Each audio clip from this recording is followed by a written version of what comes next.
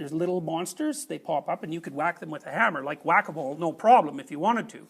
But if you don't do that for 360,000 decisions, then they all aggregate into this looming chaos monster, and the probability that that thing's going to eat you is, or that you're going to live in its belly, because that's where you end up. It's a very bad idea, and it's often the case that people just don't have enough time and energy left, or willpower, or character by that time, because they're destroying their own character. They've had it. You cannot help them. You cannot fix it. They're done. They can't be rescued from hell. What does it mean to live in their belly? It's a metaphor, but what would that be like? Oh, that's easy. It's like. Remember I told you about those experiments with the married couples? The ones that are going to get divorced. They walk into the little bed and breakfast and it's, "Hi dear," and with a kind of no eyes smile. It's like, that's a predatory smile. It's like, "I kind of like you, but these are really teeth and they're for eating." You know, really, it's not pleasant. And so they're interacting with each other. Both of them are really nice, but they're not. They're not nice at all. They're carnivorous right to the damn core. And so on the surface, it's all roses and sunshine, and like a little inch below, it's all like like if you could see they're unconscious, you'd see two people with their hands around each other's throat. And their body knows that, because up goes the cortisol, up goes the heart rate, they're sweating away. You know, that's the belly of the beast. That's what that is. And your body, it's smart, it knows where you are. You can ignore it, which you do. It's like, "Oh, this isn't too bad." It's like, yeah, it is. It's really bad. It's really, really, really bad. And you do that long enough, it's like, good luck for you.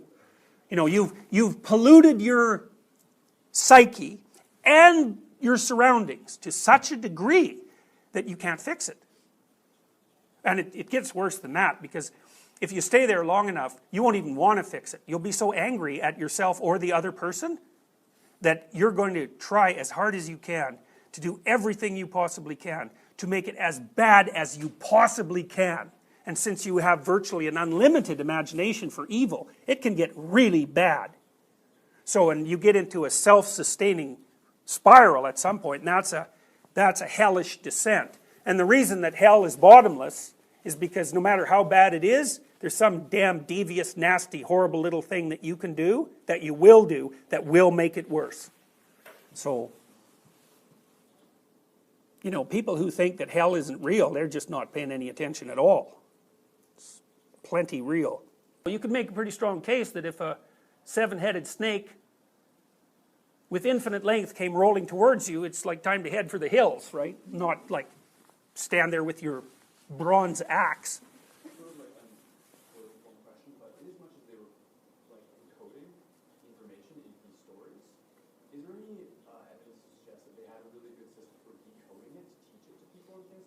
Sure, but it wasn't conscious. It was mimicry, which is how you do it too. You don't go to a movie like Iron Man, because Iron Man's mythological to the core, especially the Avengers movie. It had a brilliant mythological theme. And you don't go there and watch Iron Man and then come out and say, well, let's decode Iron Man into his behavioral micro elements and incorporate those. You don't do that. You're gripped by it. You're gripped by it. And the transmission of information is at a level that's below articulation. It's imagistic. So maybe it's modifying the structure of the contents of your right hemisphere, who God only knows. It's embodied. That's why you know what happens. You take a kid out to see a Superman movie, and then you bring them home. What do they want to do? They want to put on a little Superman cape and wander around being Superman, And that's the level at which the information is being transmitted. So that, well, what's Superman like? Well, we'll play that out. And to the degree that you can play it out, then the Superman element, insofar as you can mimic it, now becomes part of your behavioral repertoire. So, did they know what they were doing? Depends on what you mean by know. Could they fully articulate what they were doing? No, but neither can we. So, that's what they knew. Like, they weren't taking something they knew in an articulated form and saying, let's represent it as a Hydra and a hero. It's completely the other way around. It's like, we don't know what the hell we're doing, but it seems sort of like a guy with a bronze axe attacking a snake. It's like, What kind of snake? Well, it's an infinite snake with many heads. You know, and that would have been a work of imagination. Maybe conscious imagination, you know, like, because those are artistic productions, definitely. But they're products of fantasy. So this chaos monster, dragon, breaks itself into two things. That's the initial differentiation. So it breaks itself into the Great Father and the Great Mother.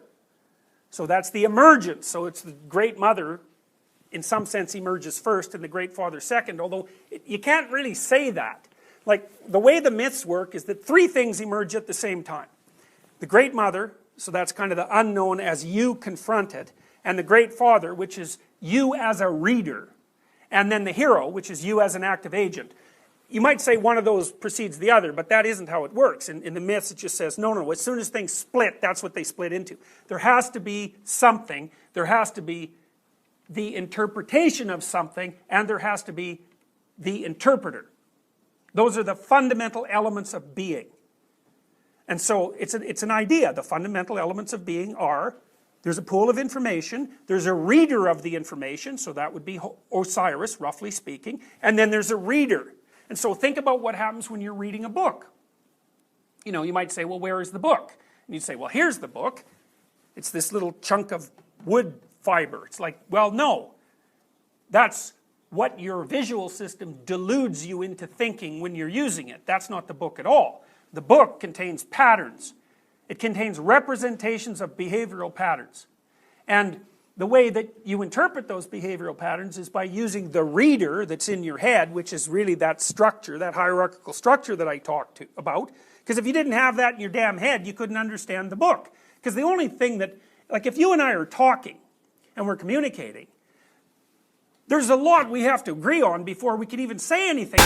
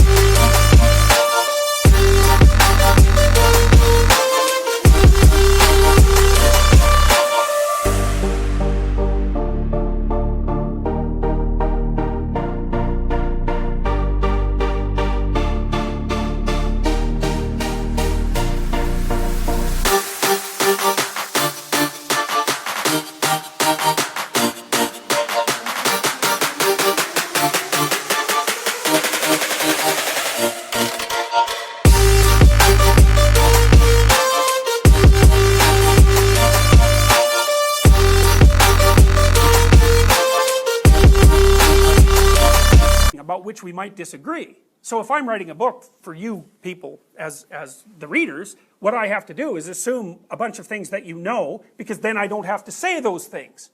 Because it would take an infinite amount of time to say everything that I need to say, so I have to assume that there's a trillion things I don't have to say because I already know that you know them. And so then I can play at the fringes with those things. So for example, I can lay out a story about my character becoming angry, and I don't have to like tell you, you know, well, we can tell he's angry because his brow is furrowed, and you know he's starting to sweat, and there's a bad taste in his mouth, and if you're angry, that's how you feel, and because you already know all that, so I don't have to bother with that. I can just say, you know, I can just set up the situation, and poof, you know what anger means, you know what sorrow means, you know what love means, etc., etc. So that's why the reader has to be there, and the thing to read, sorry, the structure, the interpreter has to be there, and the thing that's doing the interpretation, and the thing that's being interpreted have to all come out at the same time. Poof. And that's the hero, the Great Mother, and the Great Father. So that's how they pop out. Now, let me show you some cool things. There they are! Now, students sent me the one on the left. That's an ancient Chinese representation, and then that one's Greek. It's so cool. Look at that. You have the dragon in the background, the snake with the knot in its tail. That's ancient Greek. And it's Chinese. It's a very old Chinese representation. And out of the snake pops the divine parents. Well, why is that? Well, it's partly because that one of the primary things that emerges out of undifferentiated reality for human beings is the male and the female, the father and the mother. I mean, that's the first things you come into contact with, roughly speaking, when you emerge out of the void. And that's archetypal. We know who a father is, we know who a mother is. It's like